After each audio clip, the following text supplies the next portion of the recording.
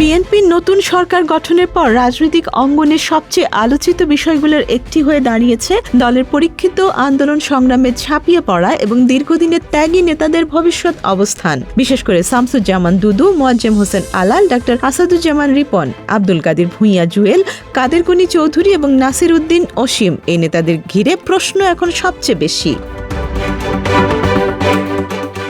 দলীয় রাজনীতিতে তাদের অবস্থান কেবল পদবীর মধ্যে সীমাবদ্ধ নয়, বরং বিএনপির প্রতিটি কঠিন সময় রাজপথের লড়াই, আন্দোলনের নেতৃত্ব এবং দমন পীড়নের মুখে প্রতিরোধ গড়ে তোলার ক্ষেত্রে তারা ছিলেন সামনের সারিতে। বহুবার গ্রেপ্তার, অসংখ্য মামলা, রাজনৈতিক নির্যাতন সবকিছুর মধ্যে দিয়েও তারা দল ছেড়ে যাননি, বরং নিজেদেরকে প্রমাণ করেছেন হার্ডকোর সংগঠক হিসেবে। অথচ দল সরকার গঠন করার পরও তারা মন্ত্রিসভায় বা রাষ্ট্রীয় কোনো গুরুত্বপূর্ণ পদে জায়গা পাননি, যা স্বাভাবিকভাবেই রাজনৈতিক মহলে বিস্ময়ের জন্ম দিয়েছে। এই প্রেক্ষাপটে প্রশ্ন উঠছে, তাহলে কি তাদের রাজনৈতিক গুরুত্ব কমে গেছে, নাকি এটি একটি সুপরিকল্পিত কৌশল?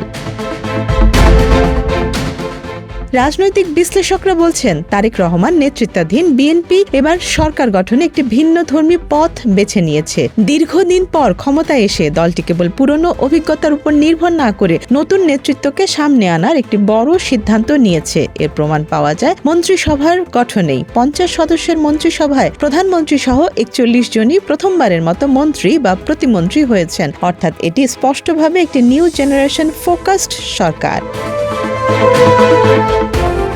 তবে এখানেই আরেকটি গুরুত্বপূর্ণ দিক সামনে আসে। দলের স্থায়ী কমিটি ও শীর্ষ পর্যায়ের অনেক নেতাকে মন্ত্রিসভার বাইরে রাখা হয়েছে। এটিকে অনেকে এক ব্যক্তি এক পদ নীতির বাস্তব প্রয়োগ হিসেবে দেখছেন। অর্থাৎ যারা দলের গুরুত্বপূর্ণ নীতি নির্ধারণী পর্যায়ে আছেন তাদেরকে সরকার পরিচালনার চাপ না দিয়ে সংগঠন শক্তিশালী করার কাজে নিয়োজিত রাখা হচ্ছে। এই কৌশলের আলোকে শামসুজ্জামান দুদু বা আলালদের মতো নেতাদের অবস্থান নতুনভাবে ব্যাখ্যা করা হচ্ছে। তারা সরকারে না থাকলেও দলের ভেতরে তাদের ভূমিকা কমে যায়নি, বরং আরও কৌশলগত হয়ে উঠতে পারে। বিশেষ করে আগামী রাজনৈতিক চ্যালেঞ্জ, বিরোধী শক্তির মোকাবেলা, মাঠ পর্যায়ে সংগঠন পুনর্গঠন, এসব ক্ষেত্রে তাদের অভিজ্ঞতা বিএনপির জন্য বড় সম্পদ। অন্যদিকে মন্ত্রিসভার গঠন বিশ্লেষণ করলে দেখা যায় একাধিক গুরুত্বপূর্ণ মন্ত্রণালয় একত্র করে একজন মন্ত্রীর হাতে দেয়া হয়েছে, যা প্রশাসনিকভাবে যেমন চ্যালেঞ্জিং তেমনি রাজনৈতিকভাবেও ঝুঁকিপূর্ণ। টেকনোক্র্যাট কোটায় মন্ত্রী হওয়া আমিনুর রশিদকে একসঙ্গে কৃষি, খাদ্য এবং মৎস্য ও প্রাণী সম্পদ মন্ত্রণালয়ে দায়িত্ব দেওয়া হয়েছে। এই তিনটি খাতই দেশের খাদ্য নিরাপত্তা, কৃষি উৎপাদন ও গ্রামীণ অর্থনীতির সঙ্গে গভীরভাবে সম্পর্কিত। একইভাবে শেখ রবিউল আলমের হাতে সড়ক পরিবহন ও সেতু, রেলপথ এবং নৌ পরিবহন এই তিনটি বড় অবকাঠামোগত খাত তুলে দেয়া হয়েছে। অতীতে এসব মন্ত্রণালয় অভিজ্ঞ ও জ্যেষ্ঠ নেতাদের অধীনে আলাদাভাবে পরিচালিত হতো। এখন একজন নতুন মন্ত্রীর হাতে এত বড় দায়িত্ব দেয়ায় প্রশাসনিক দক্ষতা, সমন্বয় এবং বাস্তবায়ন নিয়ে প্রশ্ন উঠছে। সিলেট অঞ্চলের ক্ষেত্রেও একই চিত্র।